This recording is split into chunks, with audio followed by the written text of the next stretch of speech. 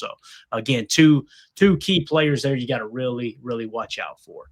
And let's just get into it, man. Let's get into the Tuesday players here, Tim. I did something a little bit different. Shout out to Patreon. They added videos. You can now put videos in the article as opposed to just the title. So this works out great for us. Rico Dowdle, we've talked about him a little bit, right? Guys, in terms of yards per carry across the league, he's third in the league at 5.7. Only Jonathan Taylor, who's an MVP candidate right now, at 5.9, and James Cook of Buffalo with 6.0 yards per carry, have a higher yards per carry than Rico Dowdle. You'll notice the touchdown difference, though. James Cook, 7 touchdowns. Jonathan Taylor, 12. Rico Dowdle, only 2, which tells me they're probably not as effective running the ball in the red zone. But nonetheless, here's a key play I wanted to show you guys. This was from the game against Buffalo where Rico Dowdle had a pretty good game. Notice they got him lined out wide here, Tim. So what they're going is they're going with an empty 11 look, and the T is flexed far left, okay? So he's almost in like a Baylor split, what we call a Baylor split out left.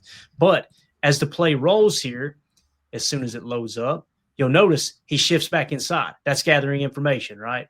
So the box is still loaded. So now you see him settle in T left. So they're going strong tray right with the Y off. That's probably our boy Mitchell Evans right here, I would imagine. And this is one of those explosive plays we talked about. Watch our boy right into the A gap. They sifted over. It looked like 0 here, Tim. Yep. You see him sift over. So that, I don't know if that's Mitchell or not. I'm not familiar with their numbers. Maybe it is, but they bring the sift over. This is what you call split flow, guys. This is split zone. You bring the tight end over, and this tackle on this side is just going to let the D end crash because he knows the sift block has got it. And then they're going to work right. Everybody's going to fan right on this run. Nobody else is pulling. So you see they're kind of trying to still a gap, Tim, is what they're doing. And a gap, no hesitation, run through 2 arm tackles, pick up the explosive play. That's what Rico Dowdle can do to your defense. That's why we can't afford to get caught like that. Yep. Absolutely. We have to keep an emphasis on that run attack, regardless of how they look pre-snap, right? Because we know they'll do stuff like this. Yeah, definitely. So again, there's just a quick, brief look at what Rico Dowdle can do. Okay, now let's move on to another Tuesday player, Tet McMillan. All right, Tet McMillan, it kind of goes without saying. You're talking about a receiver that's 6'5", got blazing speed, very, very fluid route runner. Here he's going to run what we call a pro route. It's essentially a corner route that they try to set up like a skinny post or a climb look. It's not quite what we call a cross corner, but you're going to see him angle in and break out is essentially what he's going to do. We've always called it a pro route. Coach Lim, what do you call this route? When you got a receiver it's almost like not really a slant. It's just a diagonal burst inside and then a corner out. What do y'all call that route? I'm eager to hear it. Let's watch it, though. This is an explosive play here from our boy Tet McMillan in the passing game. And again, where's he lined up?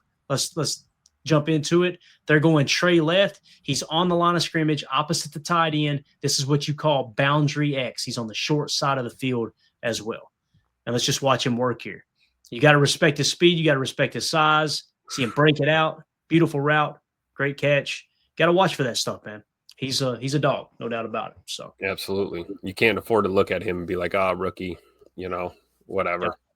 And when you break it down, Tim, you look at the PFF grades throughout the entire league, our boy Tet McMillan is 12th in the league with that 78.5. That's removing all the minimal snap, like the guys who just have 10 snaps, 12 snaps, right?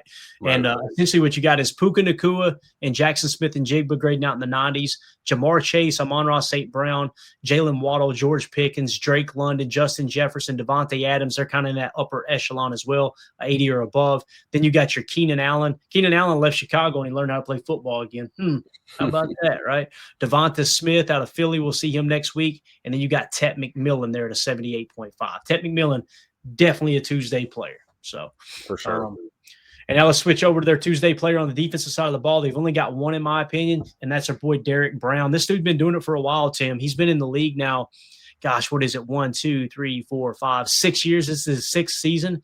He's grading out at 89.4 this year. So when he came in the league, 61, 64, 84, 90, got hurt last year, only had 60 snaps, so throw that 47 out the window. He's right back up to 89.4. This dude's a game wrecker, man. And he's playing a big dog too, man. Big dog. 6'5", 6'5", 320. This dude is a monster. So look for him, and he's quite versatile too. You'll notice where he lines up here. It's not like he's just playing a nose tackle or anything, right? So in this set against the Miami Dolphins, it's going to be a sack by Derrick Brown. I want you guys to watch how he plays this, right? Let me take that out right there. Okay. So watch him communicate. See him pointing, letting everybody know this dude's a leader on this defense, right? And that's what you call a 3-tech, guys. When you hear us talk about draft time, we need a dominant 3-tech. This is the 3-tech. If you lined up over the center, that's a 0. Over the guard is a 2. Over the tackle is a 4. So if you're in between the guard and the tackle, that's what we refer to as a 3-tech. Now, you'll notice here on this shot, too. Thank you for that, Tim.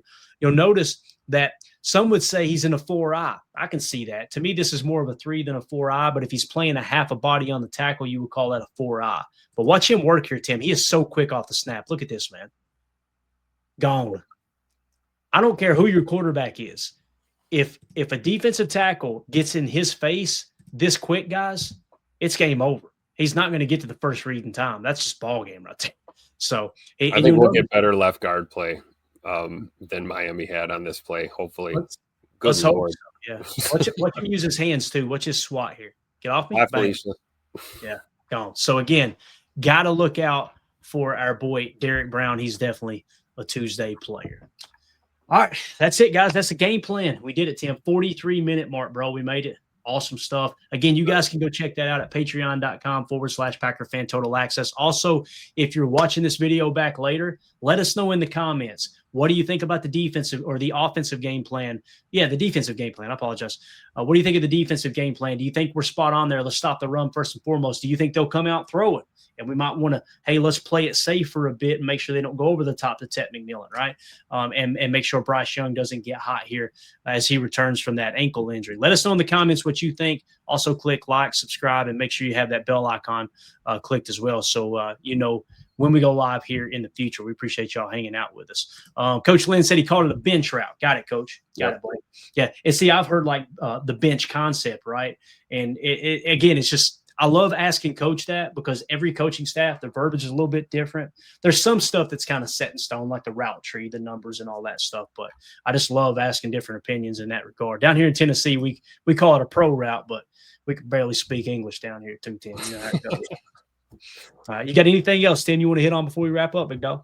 No, just wanted to shout out Operation Horse's Heel again real quick before we get off the air. Thank you to everyone that supported through the month of October. We're tallying up all the donations to get the entries together for the prize wheel. We're going to give that away next Wednesday during the show for that autographed Romy Rome jersey. So once again, thank you to everyone who supported. Obviously, you can still go to operationhorsesheal.org/how-can-I-help, make a donation, and support that great cause, helping our veterans, obviously, with some really, really life-changing equine therapy, horse-assisted programs allows our veterans for their own self-guided wellness journey. So go to operationhorsesheal.org and still make your donations, obviously, although we've got all of our entries. We're tallying them up for the giveaway coming up next week. Looking forward to that.